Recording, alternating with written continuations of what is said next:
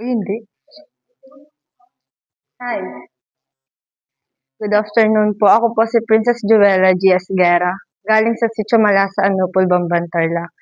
I'm 18 years old po and yung course ko po na kukunin dapat is civil engineering po.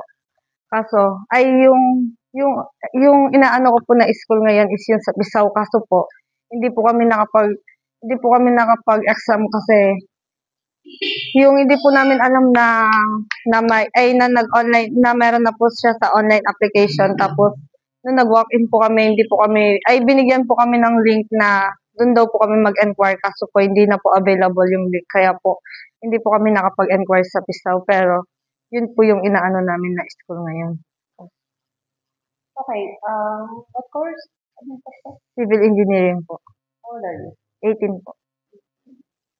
So, hindi ka pa nakaano sa Pisaw, pero gusto mo sa Pisaw. Yes po. So, civil engineering ang gusto mo. Apo. Okay.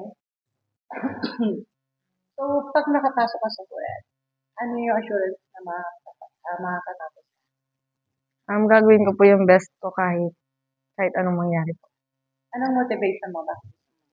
Para po matulungan ko yung mga magulang ko po. Okay. Ano yung work mo? Si mama ko po nag-aano po siya katulong tapos si papa po wala na. Hirap ng buhay, ano? Opo.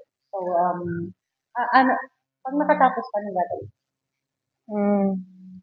Unang-una ko pong gawin is tutulungan ko po yung pamilya ko po. Opo. Okay. So, make sure na lahat makakapag-aral, diba? Apo. I-assist mo sila. Apo. Okay. Anong grade mo? Ngayon pong grade 12 nung natapos 90 po. 90. Very good. Very good. Okay. So, i-send natin sa kayo ng mali. I-post natin sa YouTube. Okay? Apo. Para makita. Apo. Alright? So, meron ka ba bang, may gusto ka itanong? Wala. Wala. So, ang goals mo lang is, sana makapasok ka sa pero. Apo. Mag-isa ka sa school ng pero. Tama ba ako? Yes po. Okay. Para matulungan ka sa mga needs mo sa school.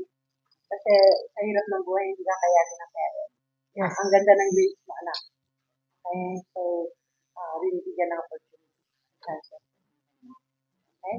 So, anyway, wala kang questions, wala ka nang ibang ano. So, you have introduced yourself properly. Thank you so much. Thank you rin po. Name? Princess Joella S. Guerra po. Okay, thank you.